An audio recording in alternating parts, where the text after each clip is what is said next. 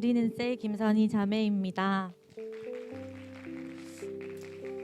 저는 모태신앙으로 태어나 하나님의 보호하심으로 대학 시절 선교단체를 통하여 영혼을 사랑하는 마음을 알게 되었습니다. 그러나 저의 이러한 마음은 대학생인 젊은 시절에 잠깐 지나가는 추억인 것처럼 여겨지기도 했고 그냥 유별나게 구는 아이로 치부되기도 했습니다. 마음 한켠에는 항상 교회에서 함께 달려갈 동력자에 대한 갈망과 좋은 영적 지도자 밑에서 양육받고 싶은 마음으로 늘 외로움과 싸워야 했습니다. 직장인이 되고 나서도 매일같이 교회를 가서 주어진 사역을 감당하였지만 기쁨은 점점 더 사라져 갔습니다. 예수님과의 인격적인 관계보다 교회 사람들의 평가가 더 중요해졌고 교회에서도 회사처럼 뒤처지지 않기 위해서 최선을 다해 주어진 일들을 해내기 위해 달려갔습니다. 복음을 전해야 하는 것은 너무나 잘 알았기에 회사에서도 아등바등 전도하려 하였지만 저의 삶에 기쁨이 없다는 것은 누구보다 제가 잘 알고 있었고 복음을 듣는 자들도 아는 것 같았으며 매번 한계에 부딪히며 회사 생활도 불만으로 가득 차기 시작했습니다. 그러던 중 코로나가 심해지게 되면서 올해 1월 1일 코로나로 격리를 당하게 되었습니다. 겉으로는 침착했지만 예수님을 전하려고 했었고 교회 생활도 최선을 다했던 나와 우리 가정에 도대체 왜 이런 일이 생겨야 하는지 이해가 가지 않았습니다. 그러나 격리된 장소는 정말 예배 말고는 아무것도 할 수 있는 것이 없었습니다. 다행히도 1월 1일 신년을 맞아 많은 교회에서 신년 예배를 드리고 있었고 저 또한 그 장소에서 예배를 드리게 되었습니다. 비대면 예배를 드리던 사람들을 정죄하던 저였는데 이 상황 속에서 이해할 수 없는 하나님의 은혜를 누리고 저의 모든 편견을 깨어부시는 시간이었습니다. 독방에서 드리는 예배를 통해 마음의 기쁨이 회복되었고 교회를 향한 자원하는 마음이 생겨났습니다. 그러나 신기하게 그러면 그럴수록 교회 공동체를 옮기게 될지도 모르겠다는 생각들이 스쳐 지나가곤 했습니다. 한 번도 생각해 본 적 없던 일이기에 언젠간 그렇게 될 수도 있지만 지금은 아닐 거라고 생각했습니다. 하지만 내가 상상하지도 못한 방법으로 빠르고 순적하게 우리 가족을 지금의 우리 교회에 인도하여 주셨습니다. 동네를 지나가다가 우리 교회가 지어지는 과정을 지켜보았고 그때 당시 청년들이 교회 터 위에서 손을 잡고 기도하는 모습을 보았습니다. 그 모습을 지켜보며 기도하는 저 청년들을 통해서 이 시지 땅에도 많은 영혼들이 돌아오기를 마음속으로 응원하며 지나갔었는데 그 교회가 어느새 제가 다니는 교회가 되었다는 것이 너무 신기했고 하나님의 예비하심을 다시 한번 인정할 수밖에 없었습니다. 우리 교회를 온 지 얼마 지나지 않았지만 하나님께서는 저를 빠른 속도로 회복시켜 주셨고 마음에 알 수 없는 기쁨이 차올랐으며 이 기쁨을 다시 전하고 싶은 마음이 생겨났습니다. 불이 붙고 싶었던 제 마음에 말씀으로 불을 붙여주신 목사님과 그 당시 셀리더님의 격려로 다시 한번 두렵고 떨리는 마음으로 생각나는 영혼들에게 하나둘씩 찾아가게 되었습니다. 그 중에 한 명인 아는 동생이 어느 날 갑자기 언니 교회의 목사님께 상담을 받아보고 싶다고 먼저 연락을 해왔습니다. 지인과의 면담 중 담임 목사님께서 우리 교회 회복 캠프를 소개해 주셨고 저도 교회에 온 지 얼마 되지 않았기 때문에 회복 캠프라는 것이 있구나 하면서 기대도 되고 한편으로는 회복되기 위해서 내면이 드러나고 고쳐져야 하는 과정들이 겁이 나기도 했습니다.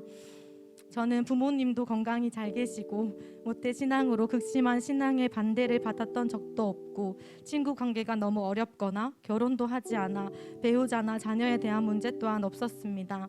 이런 나에게 회복 캠프는 도대체 어떤 시간이 될까 도저히 감이 오지 않았고 함께 초청한 친구들의 문제는 반드시 회복될 것이라는 확신이 있었지만 제 자신에 대한 기대는 없었던 것 같습니다. 그렇게 회복 캠프 당일이 되었고 저의 양옆에는 오랜 시간 마음에 품고 기도해왔던 사랑하는 동생들이 함께 앉아 있었습니다. 너무나 감사하고 진짜로 수련회에 온 것 같아 기대도 되었지만 한편으로는 완전히 자유하는 시간은 어려울 수도 있겠다는 걱정도 있었습니다. 하지만 막상 회복 캠프가 시작되자 지인들은 보이지 않고 목사님과 저만 있는 것 같았습니다.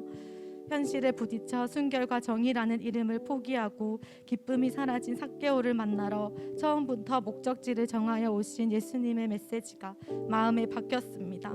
하나님의 선택받은 여자, 선이라는 이름을 주신 부모님과 또 그렇게 살지 못해서 늘 죄책감으로 사역 중에도 기뻐할 수 없었던 저를 다 아시고 지금 이 자리로 불러주신 예수님의 사랑에 눈물을 흘리지 않을 수 없었습니다. 회복 캠프 내내 하나님은 제가 생각했던 것보다 훨씬 더 많이 저를 사랑하셨습니다.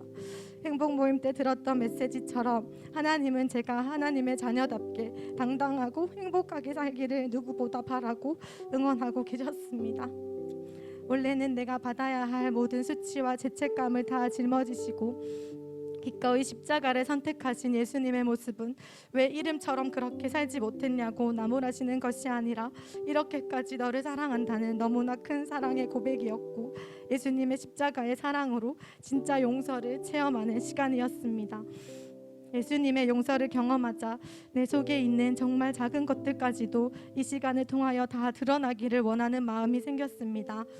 잘 보이기 위해 감추었던 나의 죄악된 마음과 실수할까 봐 차마 돌아보지 못했던 잊혀진 상처들이 빛 가운데로 다 드러나서 예수님 앞에서 해결받고 싶은 마음이 솟아났습니다.